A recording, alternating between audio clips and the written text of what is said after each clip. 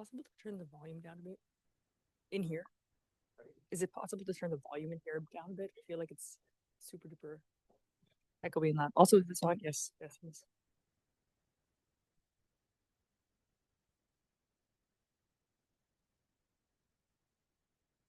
Best. Can you guys hear me? I'll put these on my ears. Your tech presentation. All right. Yeah, I mean, is it good for you guys? Because it's kind of weird when you can hear your own voice too much. It's very distracting.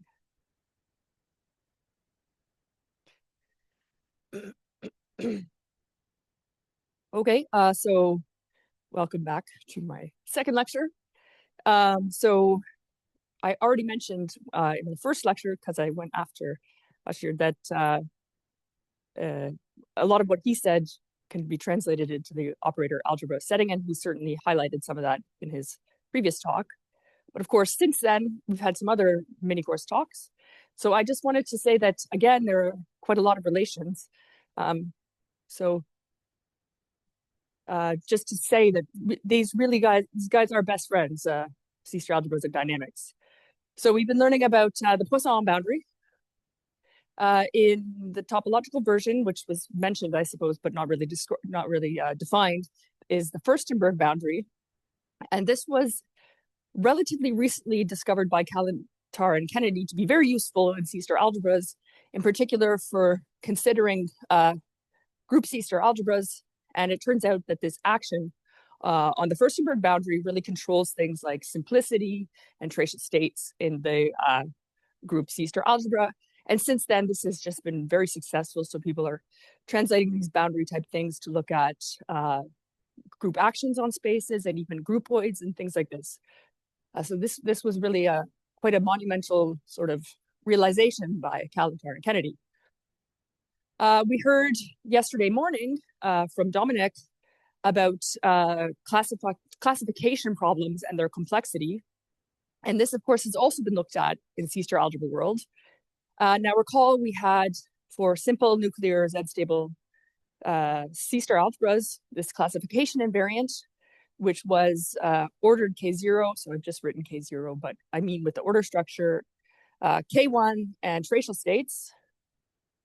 And it turns out that, so the isomorphism problem here, which of course is equivalent to the isomorphism problem for our C-star algebras, is not Borel reducible to an isomorphism equivalent relation for a countable structure. So it's so-called turbulent. It's the classification, it's not classified by countable structures. So in particular, this is actually a very difficult classification problem, even though I tried to tell you that our things are computable. And the main problem actually is the tracial state space. So this can be an arbitrary showcase simplex. And this is where already the isomorphism problem is just really, really complex. If we forget about the tracial state space, then it is, in fact, classifiable by countable structures. And that is actually the case for some classes of C-star algebras. For example, AF algebras, we don't need to consider the tracial state space.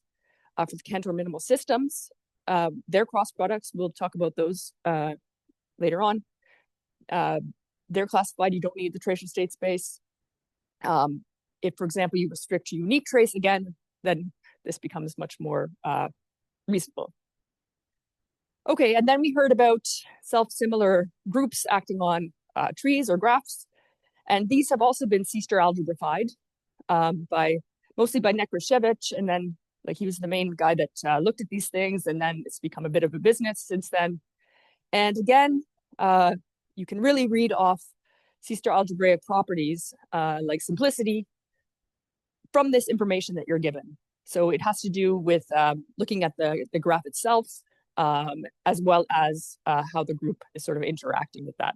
So if you are at all familiar with operator algebras and you know stuff about like graph C-star algebras, then the way these are constructed is somehow by taking the Kuntz-Krieger type relations for the graph plus unitaries for the group, and there's some relation between these things depending on how the group moves around this graph or tree. So this is my warm feel-good moment. And now let's get down to business. So, of course, the name of the game is to relate topological dynamics to C-star algebras, and then to properties of C-star algebras, in particular, this classification invariant. And then, whenever possible, we want to go back. But we will see that, indeed, there's going to be some loss of information here in the general case.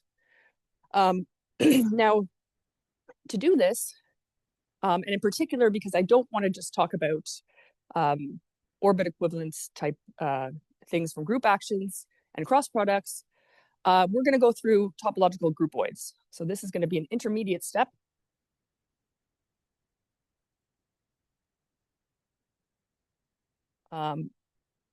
Which will sort of unify most of these dynamical constructions that you will come across sort of in the literature. And in particular, I hope to get to talk about Smale spaces, and then we'll really need to use these instead of cross products. All right, so let's just recall quickly what a C-star algebra actually is. So a C-star algebra is a Banach star algebra.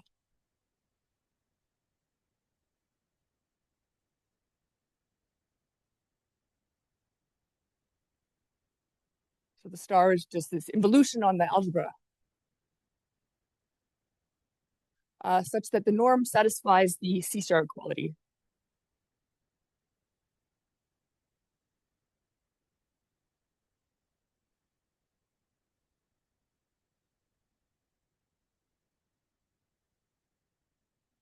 And this is just precisely that A star A, the norm is equal to the norm of A squared.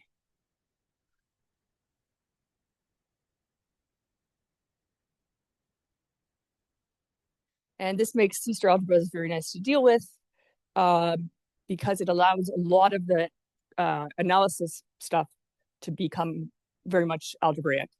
For example, as I mentioned last time, star homomorphisms are always norm decreasing and hence always continuous.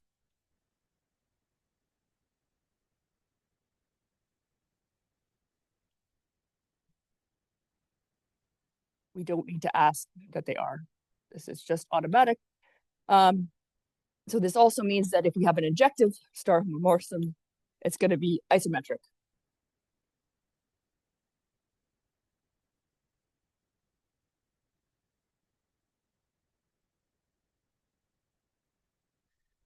Okay, and then I also mentioned C-star Landia, and the idea is that there's two coasts of our country we can try to approach from. One is the topological coast, and the other is the linear algebra coast. And we like to take ideas from both sides.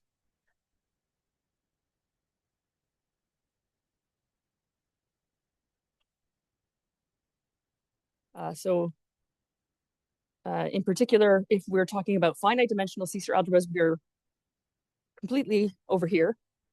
And if we're talking about commutative C-star algebras, we're totally over here. And things are somehow usually in the middle. Okay, so we're going to need a few C-star algebraic notions.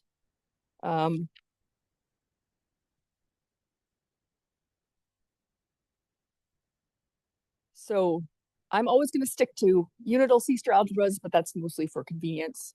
A lot of this can be done, most of it, all of it, maybe not when we get to the dynamic stuff, but can be done for unital things.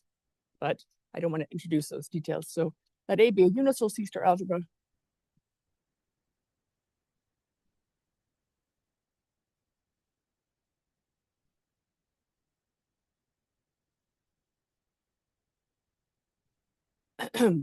Sorry.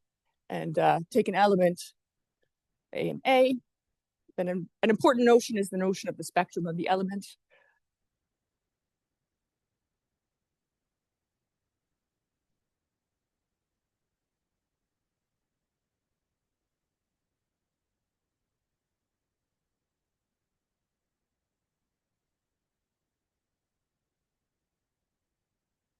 And this is going to be complex numbers such that A minus lambda times the identity in our C-star algebra is not invertible.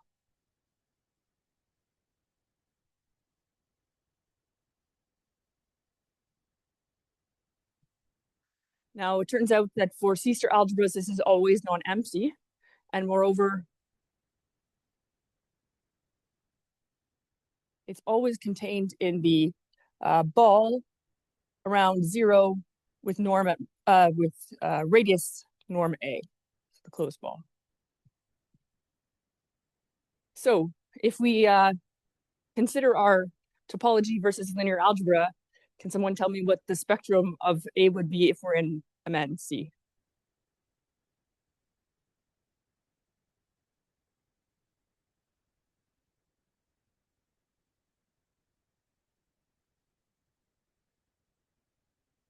Thank you.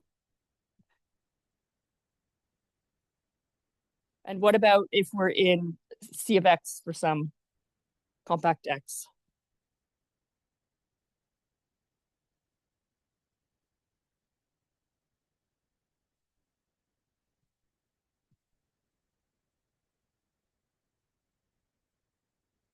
Values, yes, non-zero values. Yep.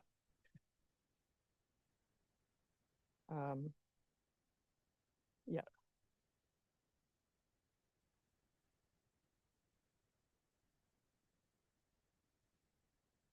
So, well, maybe I say, so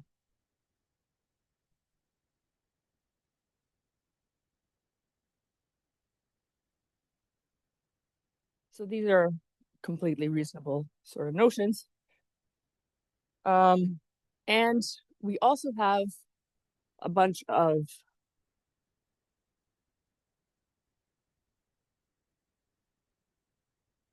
oh yeah, sorry. Yeah. Yeah. That's definitely invertible, isn't it? Yeah. Sorry. I don't know if it was just A of X equals 0. That would be nice. Okay. Yeah. Sorry about that. Right. Also, the coffee was out at the coffee break when I tried to get some, so I would like to pre-blame any stupidities on that.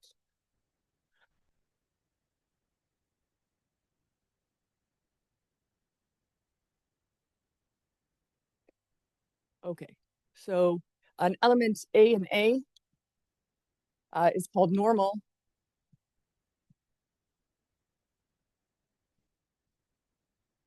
if it commutes with its adjoint. A in A is self-adjoint.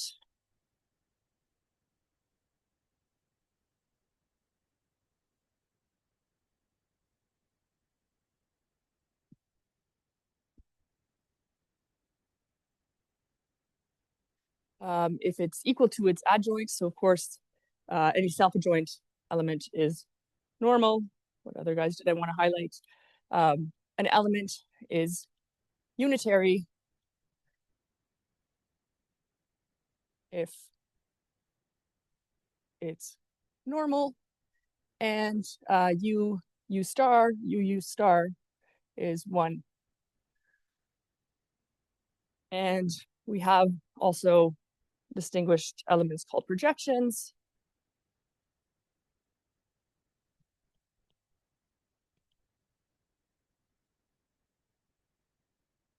And these are self-adjoint idempotents.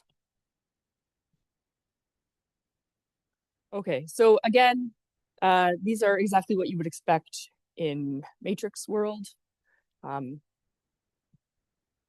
And one can also sort of apply this, look at the spectrum immediately for these sorts of things and see that if A is self-adjoint, which I will denote by ASA,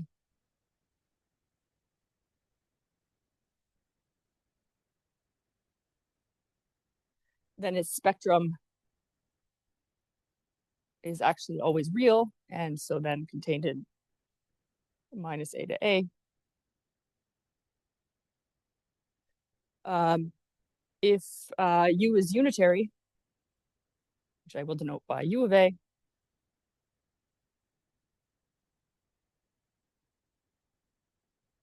then its spectrum is contained in the unit circle. And if we have a projection, which I will guess denote by P of A,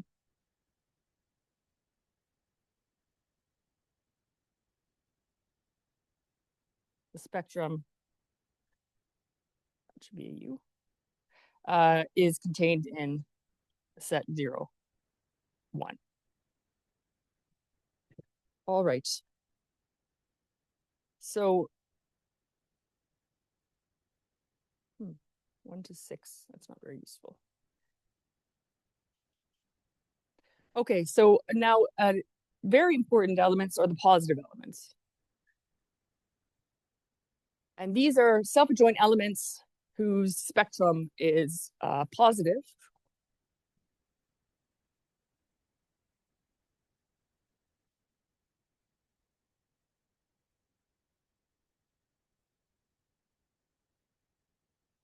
Oops.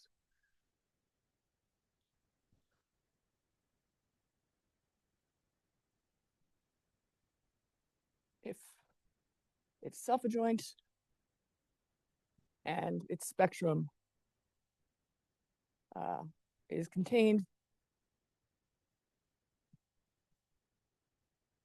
in the positive real line. So for example, for functions, this is just when they only take positive values. And this allows us to put partial order on the self-adjoint elements. So if A and B are self-adjoint, we write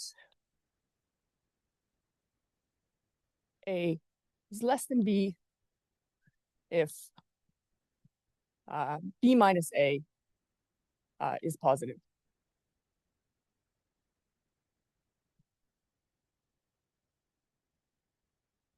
And this actually turns the self-adjoints into a partially ordered set.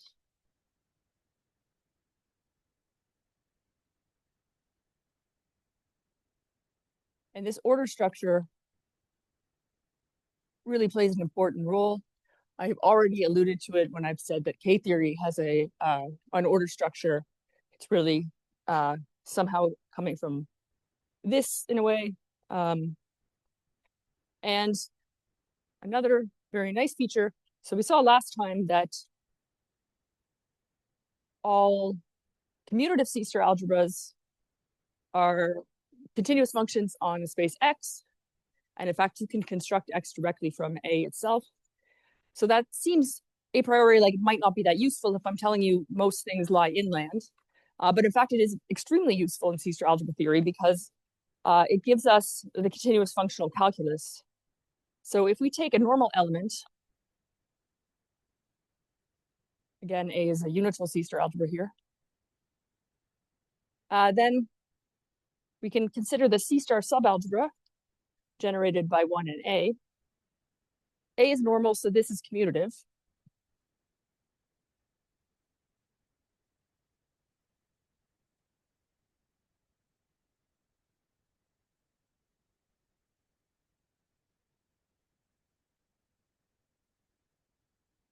Okay, so we know that there exists some map phi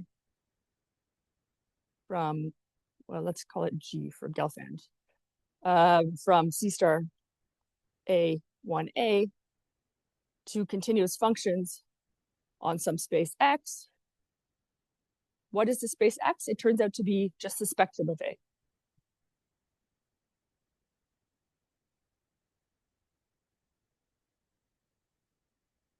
So this is very nice because again, this is going to be an isomorphism onto its, this is an isomorphism. So in particular, it's isometric. So really, anything generated in here behaves like it's in here. So in particular, if we take a function that's continuous on the spectrum, we can set f of a to be the inverse image. Oh, sorry, I should have mentioned that. What does this map look like? It actually takes the element A to the identity, basically. So this takes A to the map that sends Z to Z. And if f is a continuous function on the spec of A, we set f of A equal to gamma inverse of f. And it turns out, again, because, well, this is now in a commutative C-star algebra because it's in the guide that's generated by this. So it's again normal. And its spectrum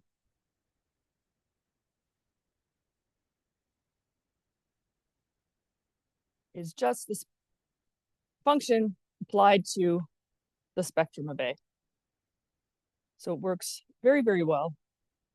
And this is one of the most, if not the most important tool in C-star algebra theory that really allows us to do a lot of nice things.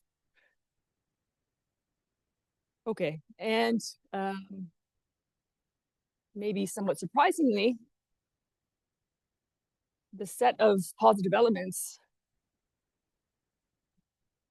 turns out to be exactly the elements that are of the form A star A.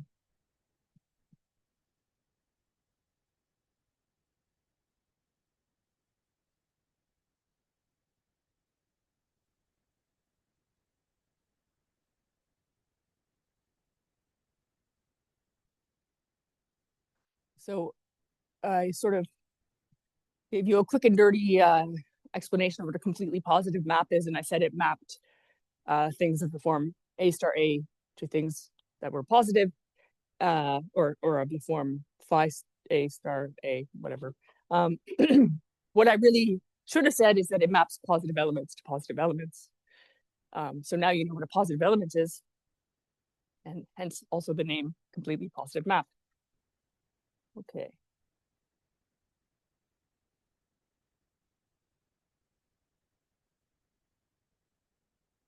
Okay, so now let's look at some particular examples of C-star algebras. We've already seen matrices, we've seen commutative guys. Now we're going to recall that if we have countable discrete group gamma,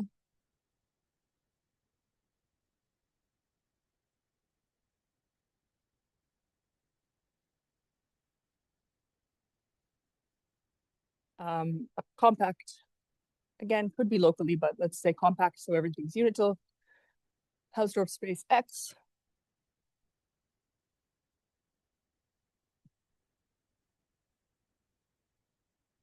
And a continuous action of gamma on X, then we could construct this cross product.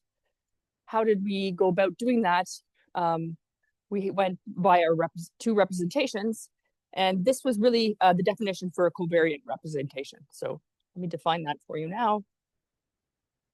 A covariant representation on a Hilbert space H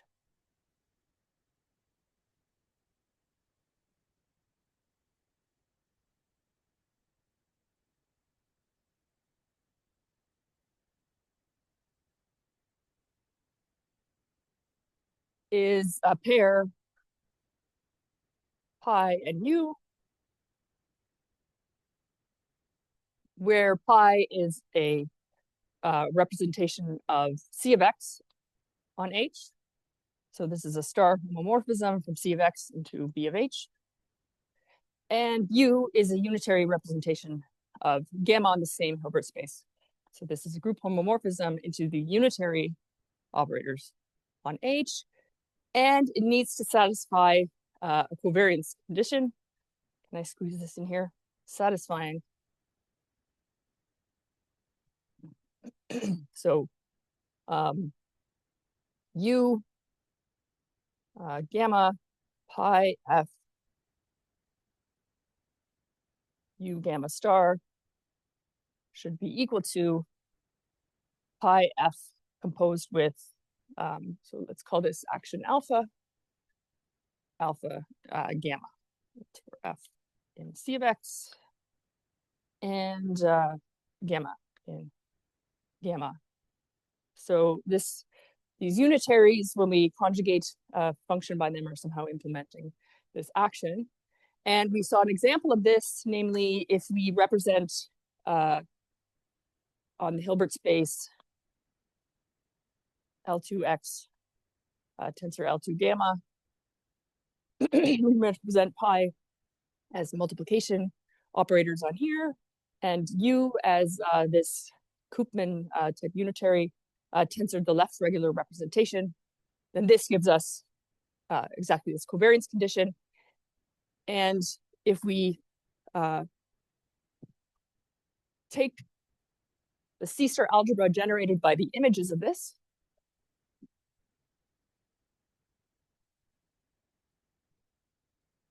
I will denote C-star pi U equals the C-star algebra generated BAH by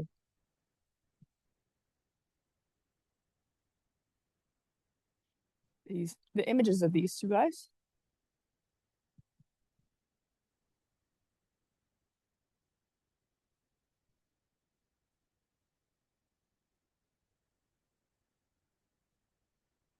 As a subalgebra B of H, where we have a norm, so that we can certainly do. And we saw that in this special case where we had our regular representation, so let's say F to MF tensor 1 and gamma to U gamma tensor lambda gamma.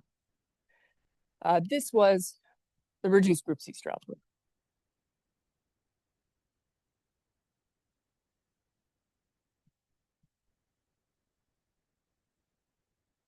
Sorry, the reduced cross product.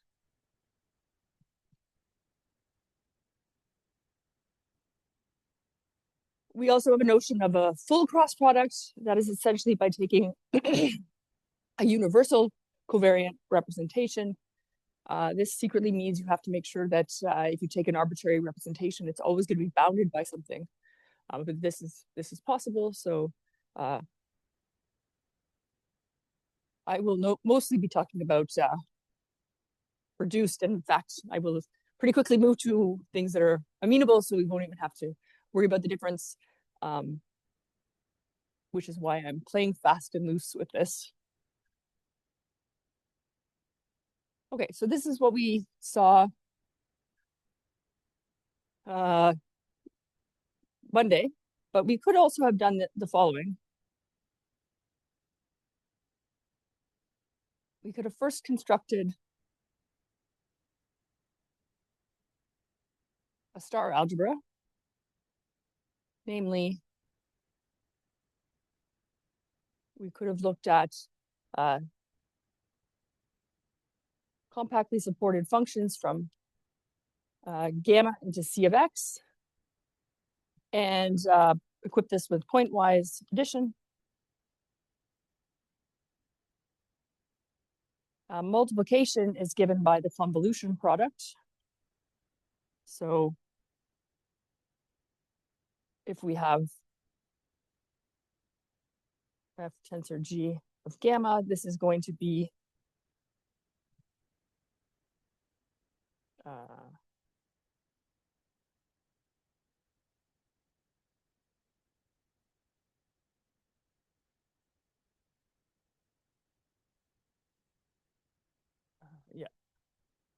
so it's going to be this. Since we're asking that these are compactly supported, I mean, that just means they have finite support. So this is fine. This is well defined. And then we want the star of F to be F of gamma inverse star, which is in this case just, well, okay, star. Okay, so this is a star algebra. Maybe the most annoying thing is checking that this is associative, but it is indeed. And then we can look for a bounded star homomorphism from C of gamma, C of x, into bounded operators on a Hilbert space, and close this guy up with respect to the norm over here. So again, this requires somehow that you make sure that this guy is bounded.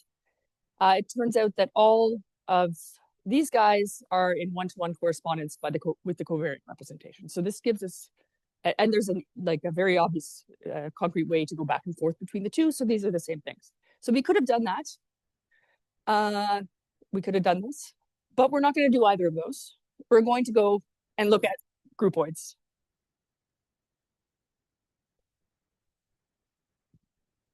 However, it is useful to see this because you will see similarities with how one constructs a groupoid C-star algebra.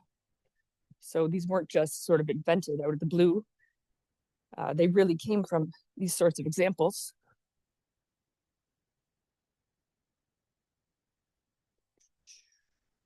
Okay, so new section, groupoids.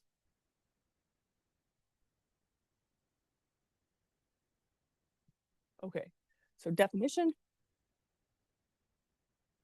A groupoid is a set curly G with a distinguished subset of the product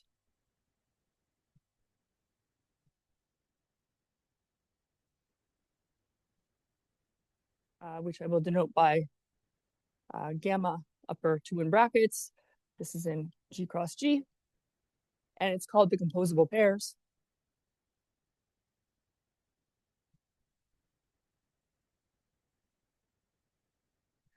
And also a multiplication map, map from G2 back to G, and an inverse map, which maps G to G. And it should satisfy the following.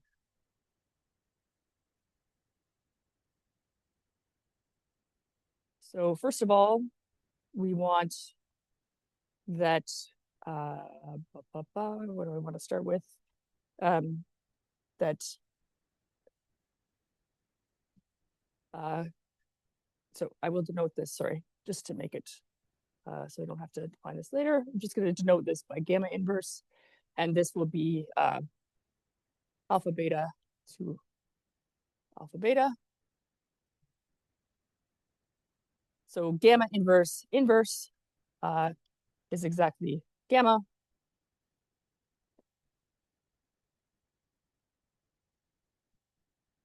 Whenever we have alpha and beta, as well as beta and gamma in a set of composable pairs, then we also require that both alpha beta gamma and alpha beta gamma are in a set of composable pairs. And we want this to be, so this is basically associativity where this multiplication map is defined. So we want that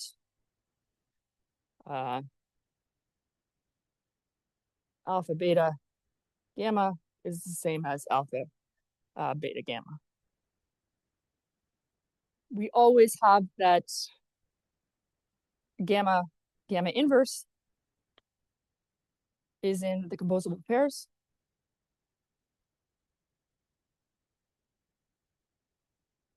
And if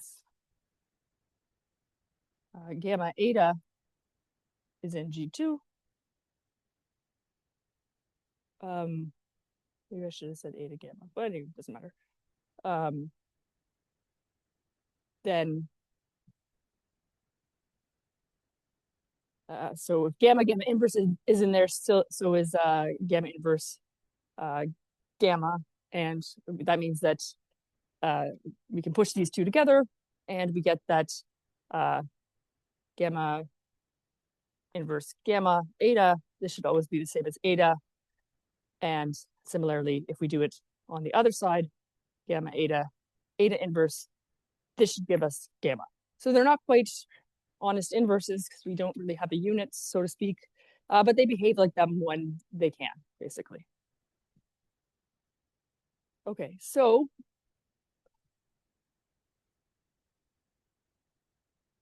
using these inverse things, we have another distinguished subset, which we call the space of units.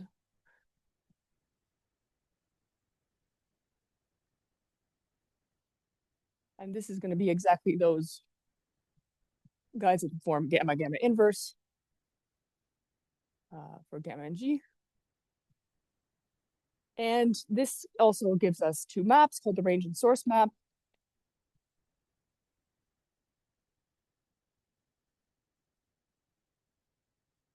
Which go from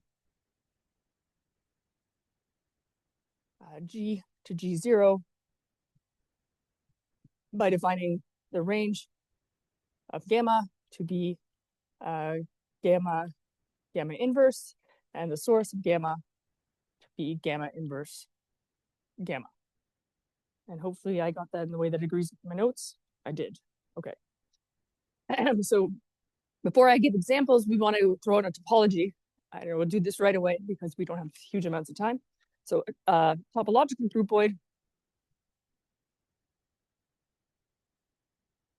is a groupoid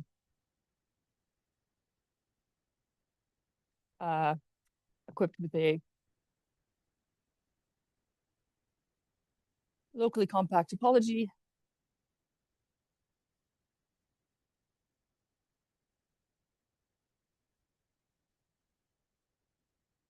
such that this set G0, we want it to be Hausdorff with the relative topology.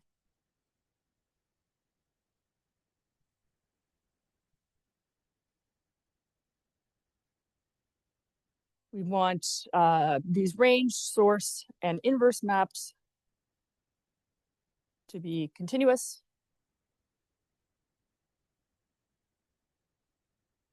And we want multiplication to be continuous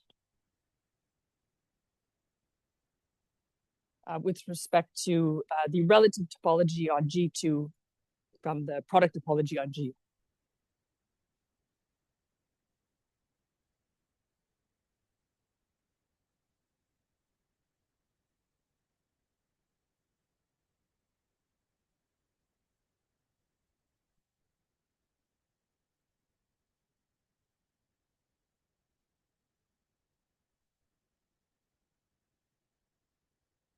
Okay, so I'm going to give a couple of examples and then we can take a break.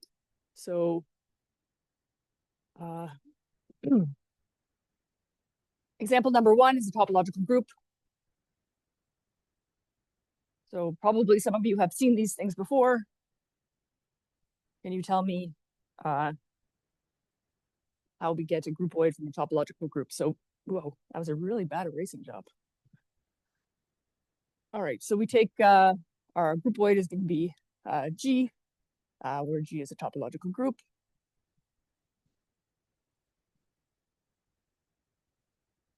And we're just going to define the inverse in multiplication to be the inverse in multiplication coming from the group. So in particular, G2 is all of G cross G.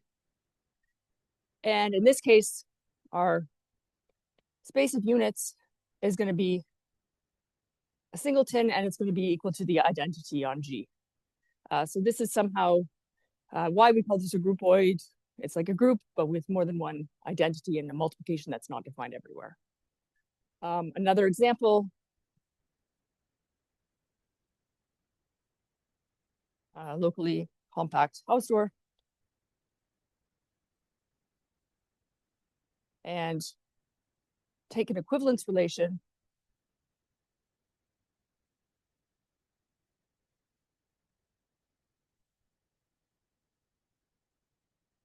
which has a topology coming from the relative topology on the product. This is a groupoid. So we define our composable pairs to be those pairs of the form X, Y, Y, Z.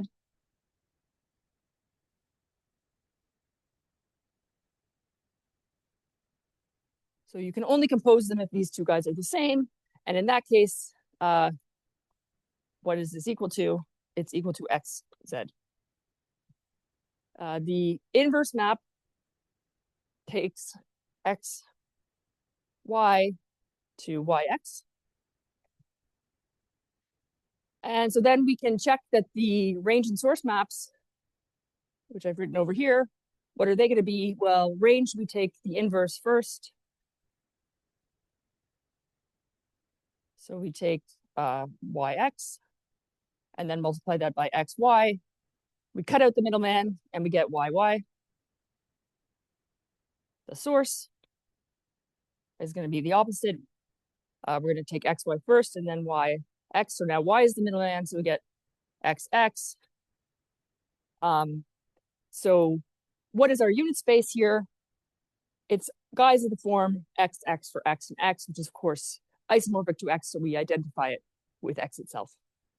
Now, we know that we can construct equivalence relations from group actions. This is not quite the right thing to do here in topology world, but let's take a break and then we can come back to that afterwards. I don't know how long the break is supposed to be. 10 minutes. 12:02. 2:30. On the nose. Okay. I don't want anyone being late.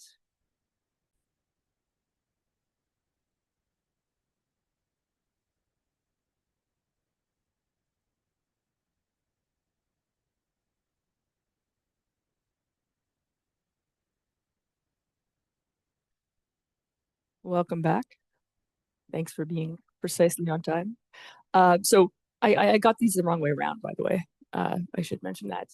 I blame the Australians. I foolishly decided I needed some convention and I took this out of an Australian notes.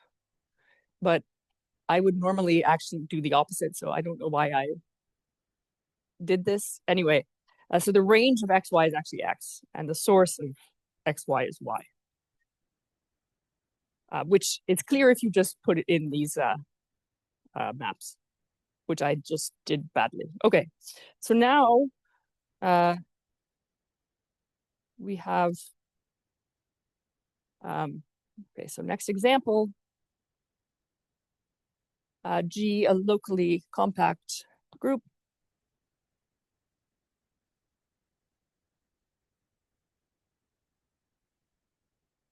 X, a locally compact space. And a continuous group action of G on X. So, as I said, we could go ahead and just define the equivalence relation. So X and Y are equivalent if there's a group element mapping one to another. But this would not give us the right topology. So that's not what we do. What we do is we look at G cross X. So just pairs.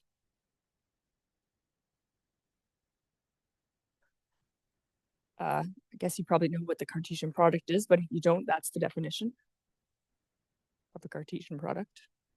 Okay, and what do we want for G2?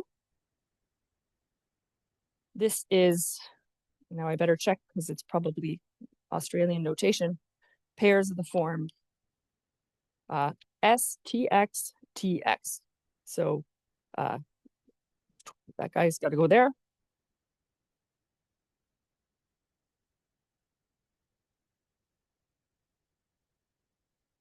And when we multiply these two guys together, what do we get?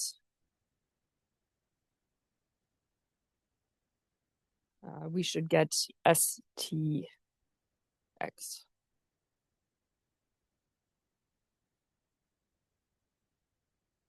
For inverse, we want SX inverse to be SXS inverse. And then we can calculate the range of the source. hopefully in the right direction this time. So this should be S, X, S inverse SX. And then this turns into S times S inverse, which of course just E, and SX. Whereas the source, oh, bad notation, Strung. Oh well. The source of such a guy is not surprisingly going to be X, EX rather. So again, we can identify the unit space with X itself.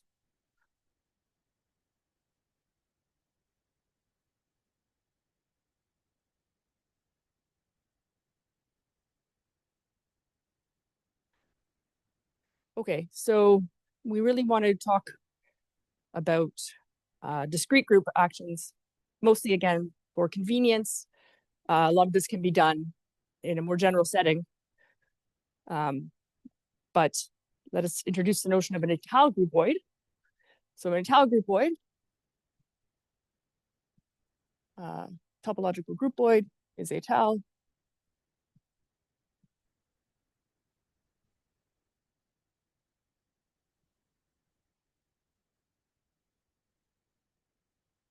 Or has an étal topology if the range map is a local homeomorphism.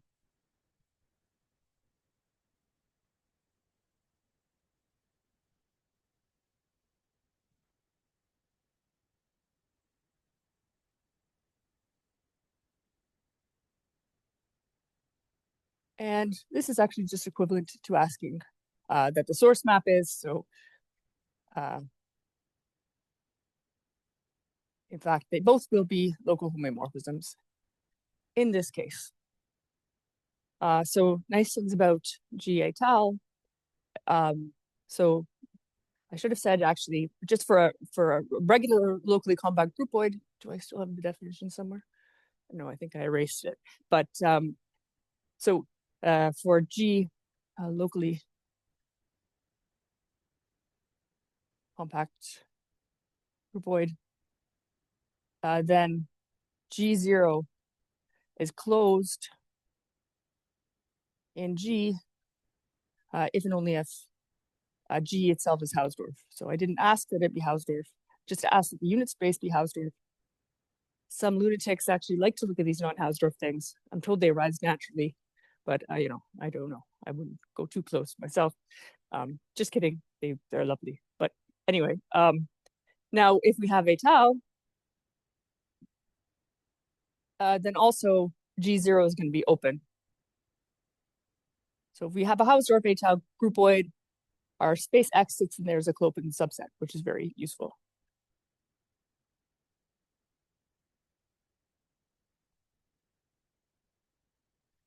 Okay, so probably already gave away the answer a little bit when I said why we would look at these, but can anyone guess if we had a groupoid that was just a group and it's étal, what kind of group would we have to have?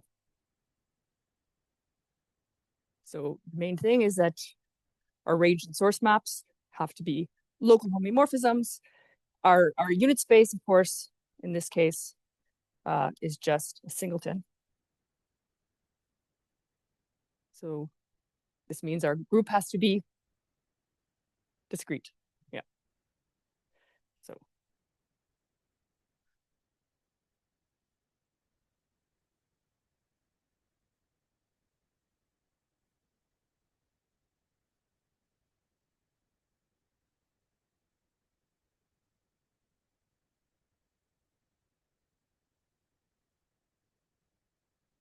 And the same is true for our group actions. This transformation groupoid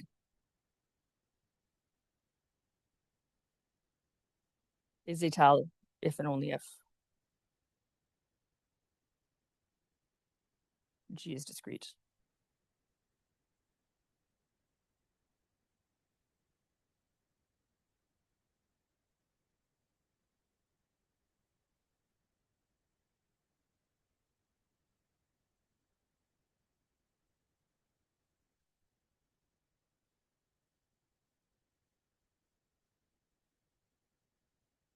Okay, so we have a topological groupoid. It generalizes groups. We can make C-star algebras out of groups. It generalizes transformation group, actions. We can make C-star algebras as actions. So why not try to make a C-star algebra out of a groupoid? And we can do this. And it's in the étal case, not so ridiculous. So when I was constructing the cross-product C-star algebra for a discrete group, remember we had this convolution product that was taken over sums of the group.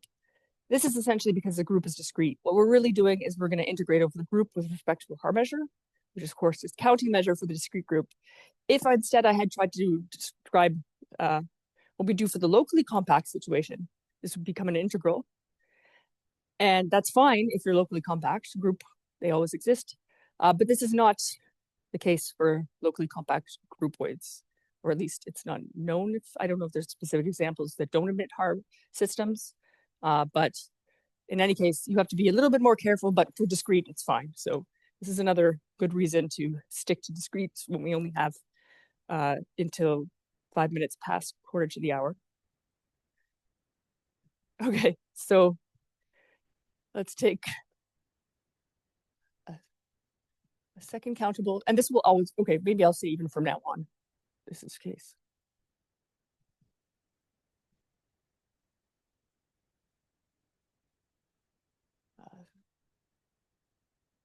Second countable.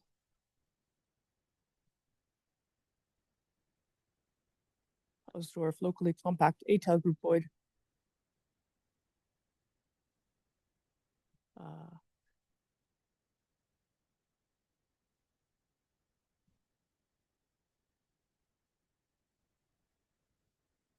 So we will leave this as a reminder. This is true. So again, to construct a C-star algebra, we're going to consider the set CC of G,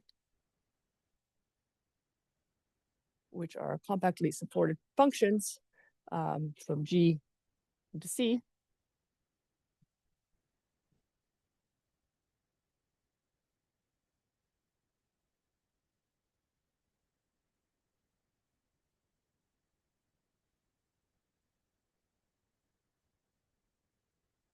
And again, we're going to just equip this with pointwise addition.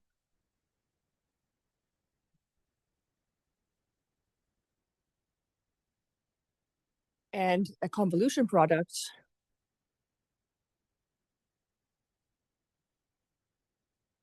and this will look a lot like what we had in the group setting.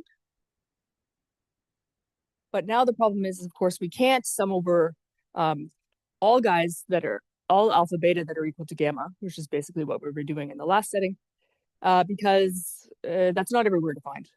So we only end up doing that where it's possible.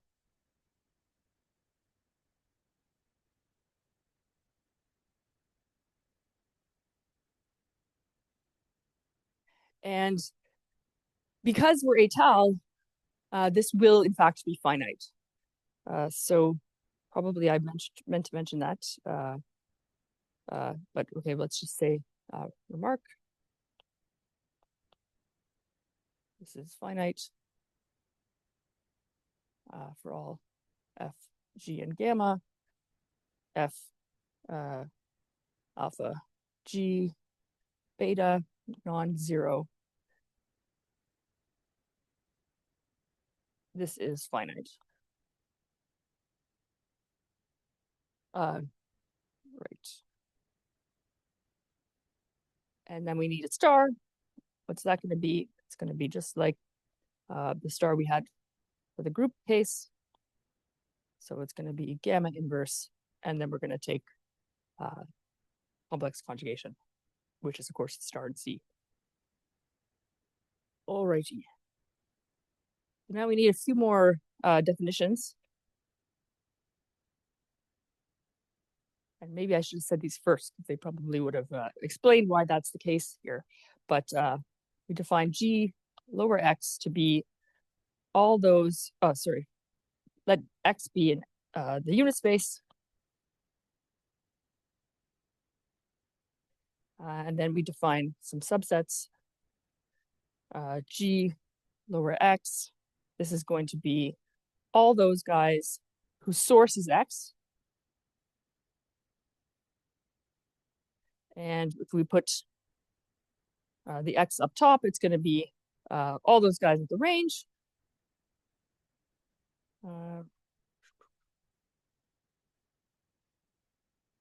And if we put both, it's going to be the intersection of these guys. So the guys that have both range and source, I guess these don't necessarily need to be the same.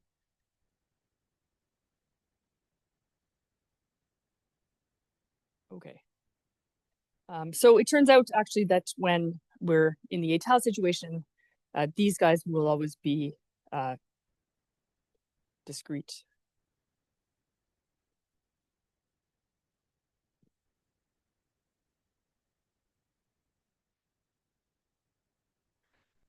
Yes. Oh, yeesh. That's quite the error. Again, the coffee situation. We will lay it on that. Alrighty. So we have some more notions. So ultimately, we want to actually, why did I put these here? Okay, this does not make sense. I'll have to come back to those later, but let's first construct our C-star algebra. So there is a way of doing this. I'm just going to do the reduced. So for every x in the unit space, there is a star representation of this star algebra, which I will say call pi lower x.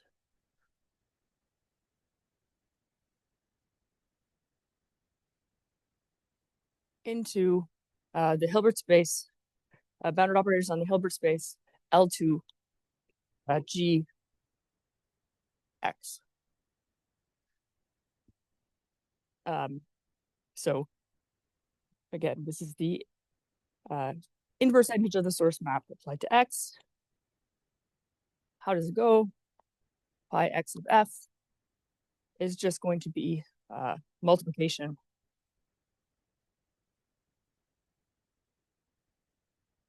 Okay, so this is sort of a weird thing to write. It's going to be GR gamma, which is basically the source inverse of the range of x, of gamma rather, and f of alpha delta alpha gamma. This is what I want. Sorry, I need something over here because this is operating. This is a function, of course, and this is delta gamma. So again, the important part is that this is a discrete kind of guy, right? So basically, we're just going to take these deltas with the gammas that are sitting in the inverse image of our source map of x. And then, so we call this the regular representation associated to x.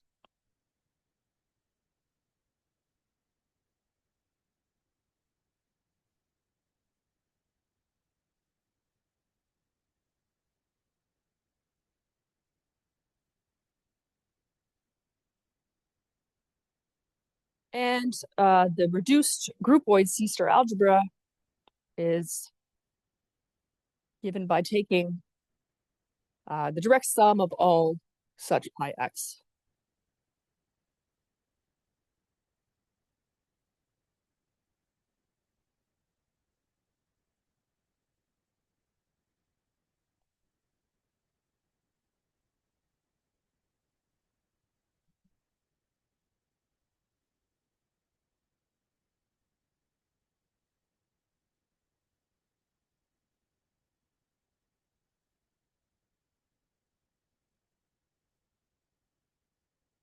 Where this norm is in.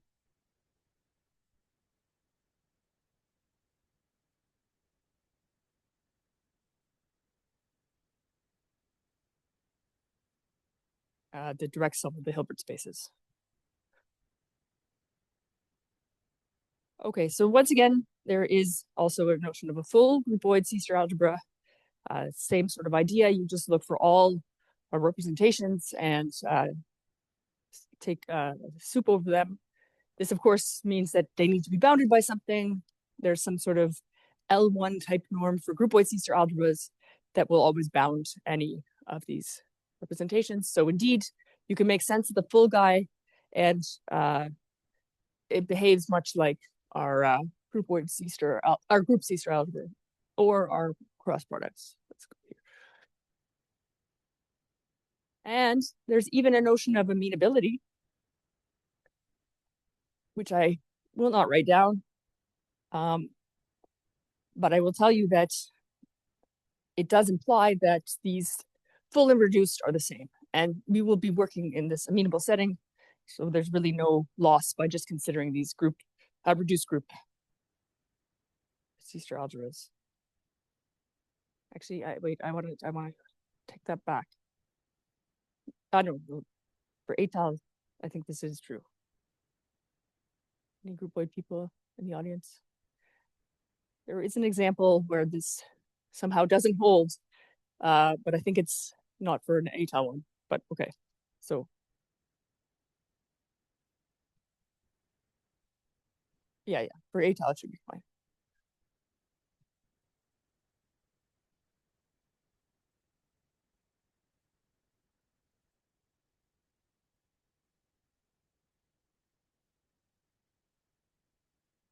And we get the same thing that we got before, which is that this full C-star algebra is nuclear. The reduced is nuclear. And actually, they're the same. No, maybe I am lying. My problem was, sorry, again, lack of coffee. Amenable gives you this. The question is this is equivalent. It's the other direction.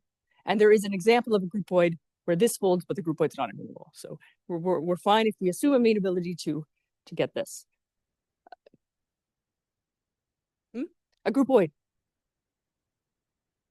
I don't think so. Well, no, it shouldn't be, because a group action will give you the cross product, which is what I'm about to say. So it should be fine for groupoid. For group actions on spaces, transformation groupoids, it's not a transformation groupoid.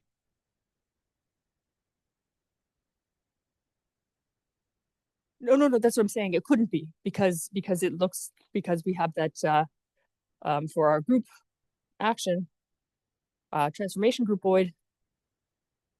This is going to be isomorphic to the cross product. And similar.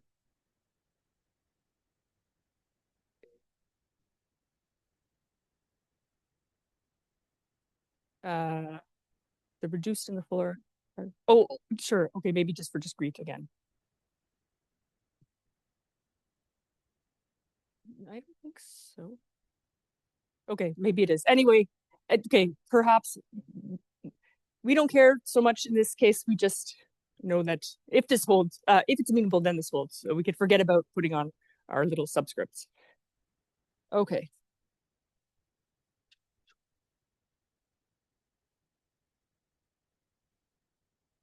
Now, did I lose a page? Because I want to say that also, right. So I should also say that this notion of amenability is exactly what we expect for the case of the transformation groupoid. So for G or G cross X, amenability is the same as amenability for the group, or in the case of the transformation group, amenability of the action,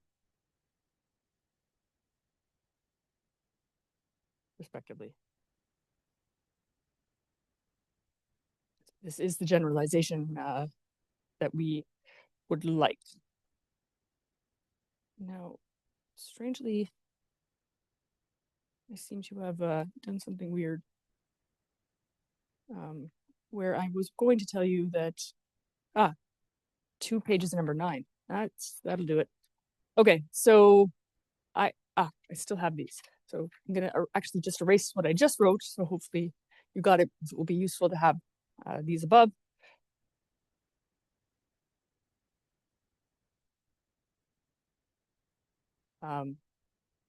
So these are very dynamical in flavor. We also have notions of immutability and freeness, which I will quickly tell you about now. So the isotropy of a groupoid is the union of these sets G upper X, lower X. And when you think about what this means that we're looking at gammas that have range of X and source of X. So it's just those gammas whose range is equal to the source. So this is like talking about if you have an action, it's going to be fixed points.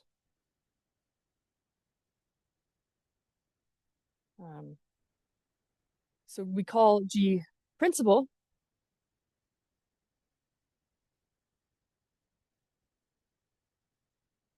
if the isotropy is exactly the unit space. So units will always have range and source equal to themselves. And we say it's effective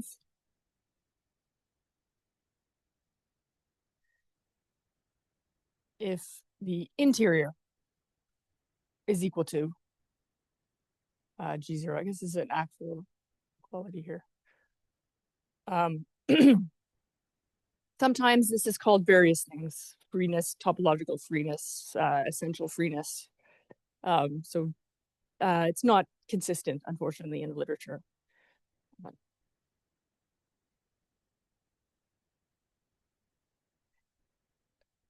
Yes,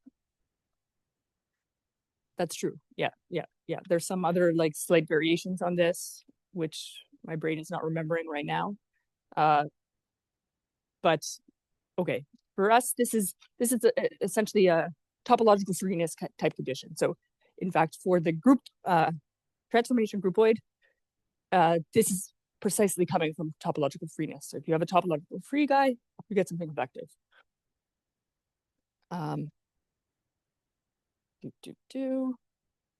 Okay, and we also have a notion of orbits of elements in the unit space, which I will write like this. And this is exactly those guys in the unit space that you can reach from element in gamma.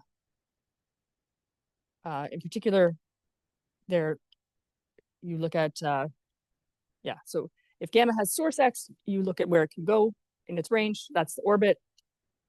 And we have also a notion of invariant subsets of the unit space.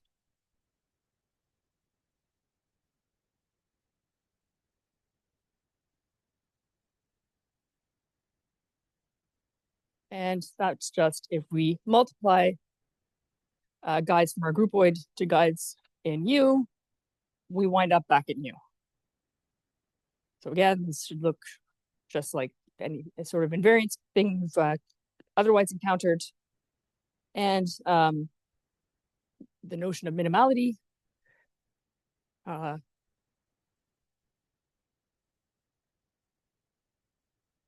is that every orbit is dense.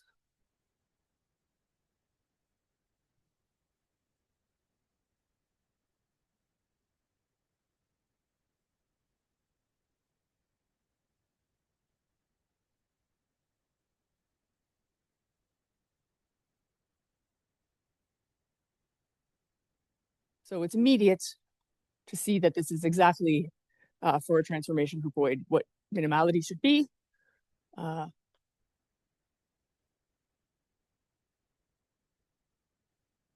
And this turns out to be, again, if and only if the only invariant subsets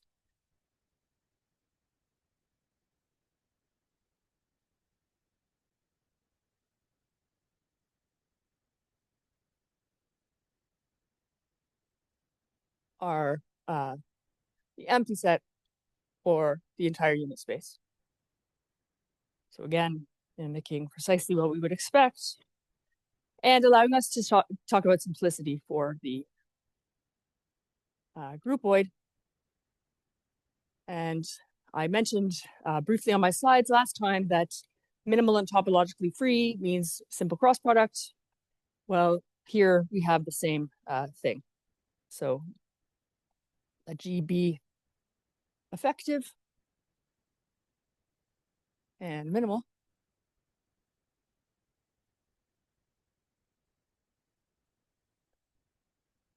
then is simple.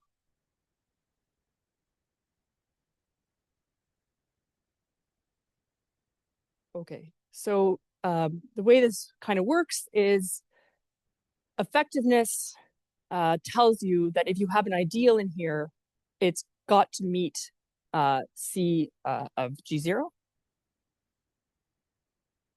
And if you have an ideal in here, then minimality tells you that any ideal on a continuous of continuous functions is of the form f, where f vanishes on some closed set. So if this is effective and minimal, that means that that closed set has to be invariant. So that means that there can't be any ideals in here. That's approximately how it goes. Yeah.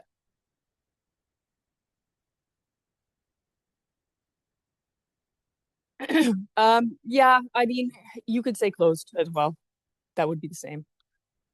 Yeah.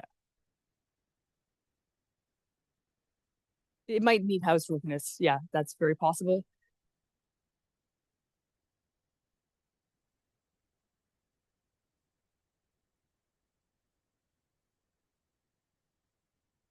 Yeah, okay.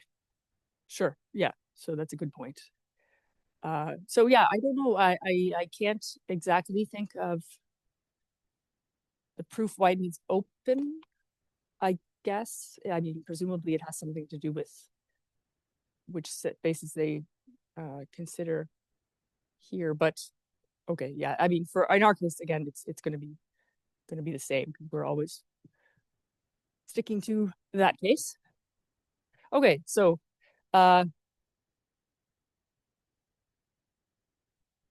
yes, for the transformation points. Yes, yes, exactly. So, I mean, it gives us back exactly what we had before, but it took me 40 minutes to tell you about it instead of a single slide.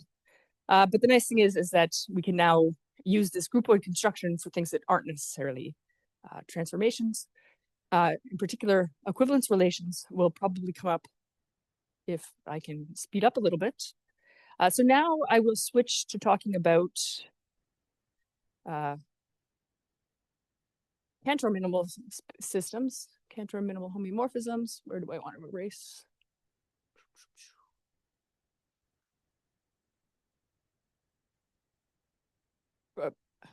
Who proved this? Oh, I mean, it's probably Renault, I would guess. Presumably Renault, but I just assume everything's due to Renault, more or less. I mean, in fact, I'm pretty sure it's in his book. So Renault was really the first one that decided to look at groupoids, C-star algebras constructed from groupoids. There was already some of this done in the von Neumann setting, but he was really the one that made it precise in the C-star algebraic setting. And so if you have a group, I see what you mean. Hmm,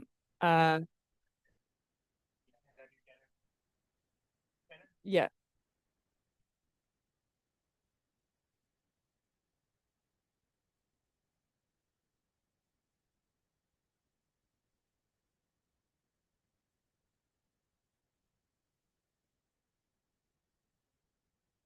No, because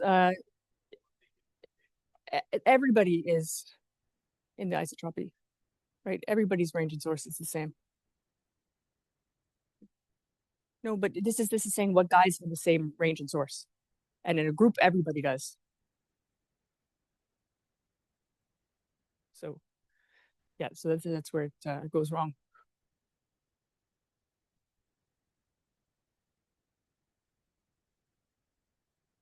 So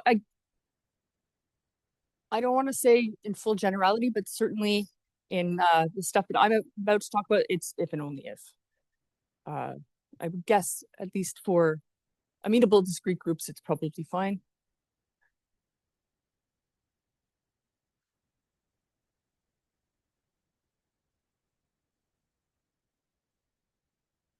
And yeah, in the group action case, of course, it just coincides with what happens for the cross products. Okay, so now we're going to consider in the last 12 minutes Cantor-minimal systems. So, and what do these C-star algebras look like?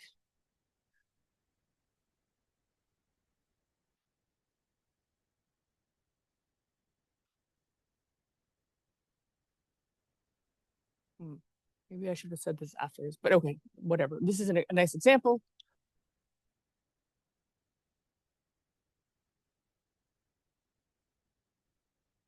So by this, I mean that X is Cantor set.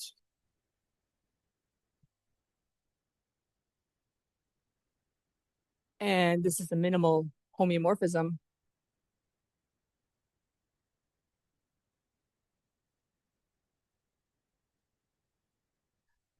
So this minimal homeomorphism, of course, induces a Z action on our space X. So we can look at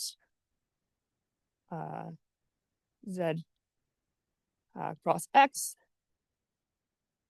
Z is obviously amenable, so this is going to be an amenable action, so we can forget about the reduced. This is just everything, and this is, again, as we pointed out, just the cross product by this action, which was generated by, you can think of this as being generated by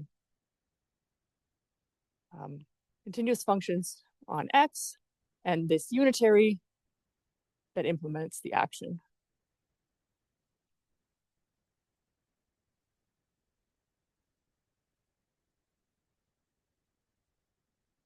So this is obviously now a simple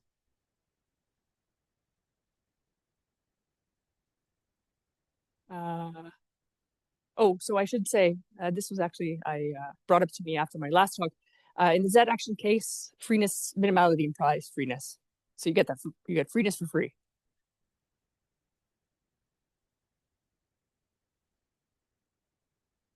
Oh, sorry, is that not what you were saying? Oh yeah, right. Yeah, I have sort of two sets of co-authors, one of whom I always write phi, and the other with whom I write alpha. And I find that, like, especially if I switch from talking about one of them to the other, I accidentally just start using the other. It's very strange. I don't know why, even when it's the same thing. Freeness for free. Okay, simple, separable, and nuclear, and unital.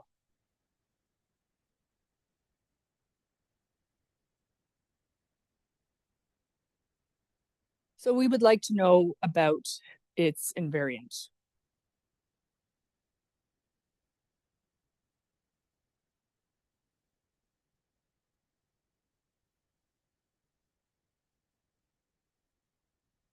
Okay, so the tracial state thing, again, I've said this multiple times, so maybe I should actually just quickly say what a tracial state actually is. So a tracial state is a positive linear functional from is a unital C-star algebra, is positive, meaning it sends positive elements to the C-star algebra to positive elements of the complex numbers, satisfying the tracial condition. So tau of AB is the same as tau of BA for all A, B. So what are tracial states in this setting? They are the same as invariant probability measures. So to sort of suggest why this might be the case, if we have a commutative C-star algebra, then any tracial state is going to be, so if we have C of X, then tau of F is, of course, going to be some integration against a probability measure.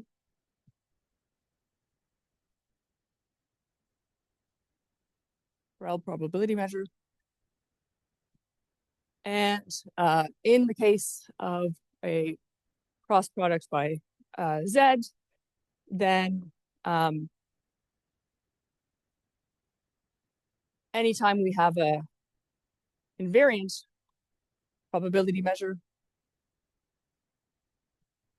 we can define a tracial state, and the converse holds too. So every tracial state comes from these guys, and the reason basically is that we have some conditional expectation onto C of X, and all our traces somehow are satisfy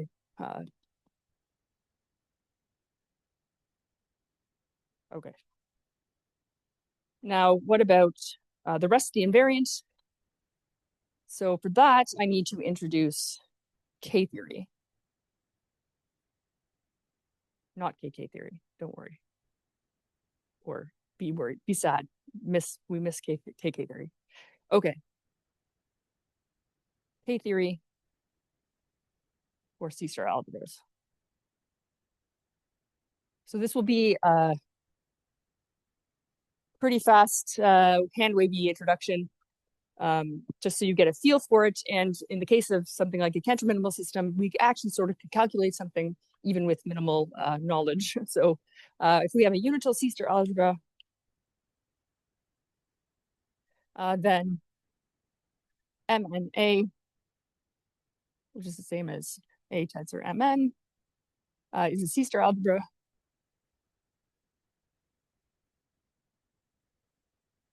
And often we want to consider A with all its matrix amplifications. That's a common thing we have in C-star algebras. Now, if we have two projections, so we heard a little bit about this yesterday, Murray von Neumann equivalents, P, Q in A are Murray von Neumann equivalent.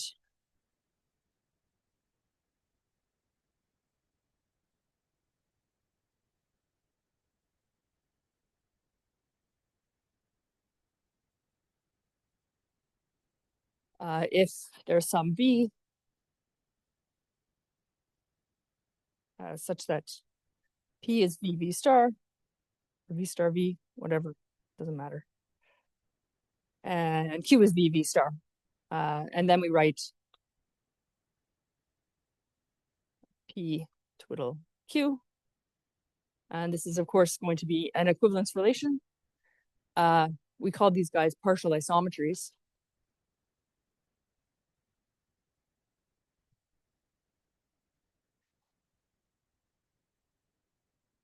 But what we want to do is not just consider projections in A itself, but in all matrices in A. So we set M infinity A to be the union of MNA for all N.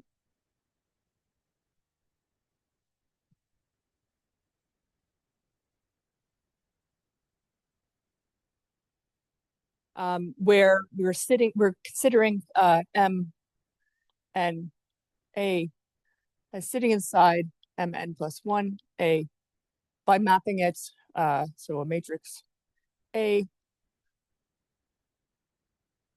we just put a 0 there. And now we can consider Murray von Neumann equivalence of projections in here. So if we have P in MM A and Q in MNA, we say that they're Murray von Neumann equivalent. if there's some V in, let's see, what am I going to get this the right way around? N M such that P is V star B and Q is V B star. And for this, it's very easy to show that, in fact, P is going to be always equal to P with a 0. So you can forget about this NM and just add enough zeros and consider them as projections. And if they're equivalent in that matrix algebra, then they're equivalent. Now, so we also have, okay, I'll say VA is now this M infinity A modulo this equivalence relation. And we can put a group structure on this, a semi-group structure by saying that the equivalence class of P plus the equivalence class of Q is the projection with P and Q down the diagonal in this larger matrix algebra. And it's not too difficult to show that, well, I mean, you just think about it for a moment, really, that Q is going to be Murray von Neumann equivalent to QP. So indeed, this is an abelian monoid.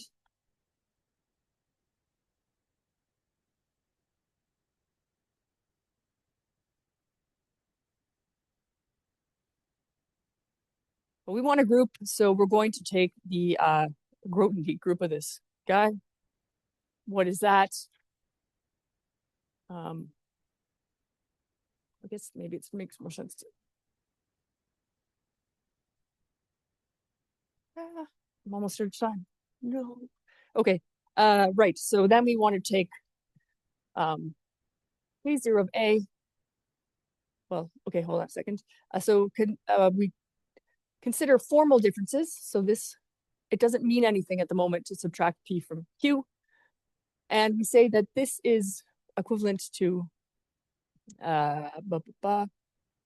Q P prime minus Q prime if, this is the definition, there exists some R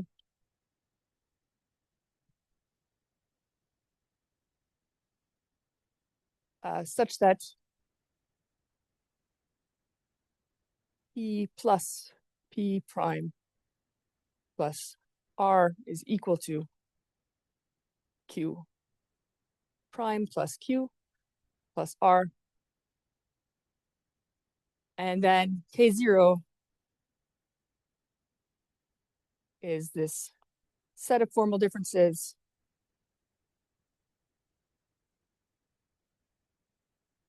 modulo, maybe I should call this total G. So this is K0 of A. So this might seem outrageously ad hoc. Why on earth would we do this? If we think topologically, what does this mean for if A is C of X? Then projections over matrix algebras correspond to vector bundles over this space. Is that easy to see? Basically, it's from the Serre-Swan theorem. So a vector bundle corresponds to a projective module, and that projective gives you a projection in the C of X. Well, I guess, yeah, C of X plus C of X plus C of X plus C of X to some n. And that is where you get your projection from. And so the associated, so P and Q are Murray von Neumann equivalent when their associated vector bundles are isomorphic. And this is actually, that would give you K0 of X in the topological sense. So this is why we thought about using K theory for C-star algebras. There's also higher level K groups, but because of some periodicity condition, K2 of A is always the same as K0 of A up to isomorphism, so we only need to consider also K1. And the sort of C-star algebraic way of thinking about this is that it's something similar, which I don't have time to tell you about, constructed instead from equivalence classes of unitaries. So this is similar from equivalence classes of unitaries up to homotopy.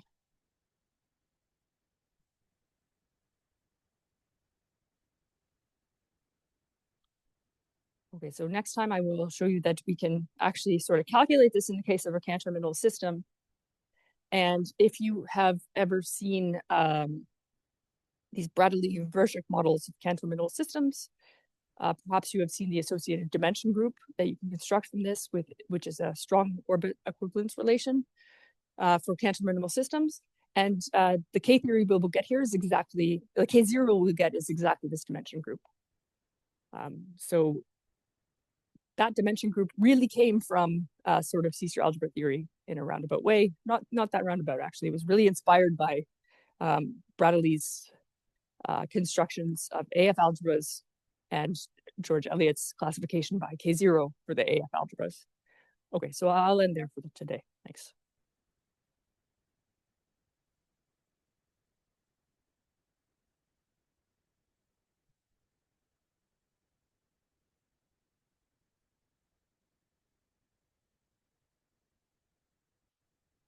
Yes.